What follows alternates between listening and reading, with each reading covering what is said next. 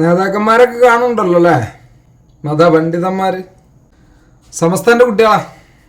മുജാഹിദിനെ തോൽപ്പിക്കാനും തബ്ലീഗിനോട് സലാം പറയാതെക്കാനൊക്കെ പഠിപ്പിക്കുന്ന ആ സമയത്തെ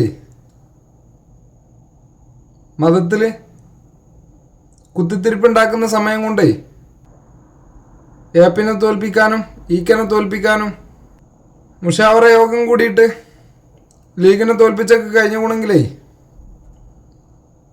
ഒഴിപോലെ ഞങ്ങളെ കുട്ടികൾക്കൊന്ന് പഠിപ്പിച്ചു കൊടുക്കണം. ഏത് അസ്സലാമലൈക്കും കലണ്ടറാണോ എന്ന് ചോദിച്ചു കണ്ട് ഓരോ വീട്ടിൽ കൂടിയും കയറി ഇറങ്ങുമ്പോഴേ മോഷണം ആറാമാണ്, വ്യഭിചാരം കുറ്റകരമാണ് എന്നൊക്കെ ഒന്ന് പഠിപ്പിച്ചു കൊടുക്കണം.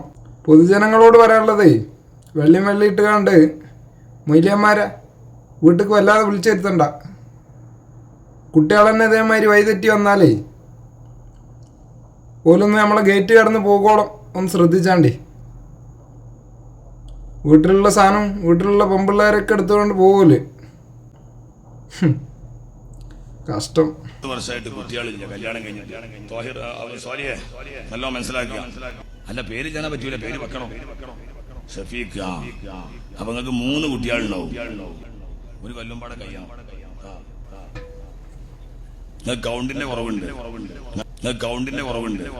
നിങ്ങൾക്ക് ആ പ്രശ്നം, ഭാര്യക്ക് പ്രശ്നം കാണുന്നില്ല. അപ്പൊ യവന്മാരുടെ ഉസ്താദ്മാർ വലിയ വലിയ കള്ളന്മാരാണല്ലോ. കുട്ടികൾ പിന്നെ മോഷണത്തിന് ഇറങ്ങിയില്ലെങ്കിലേ അത്ഭുതമുള്ളൂ.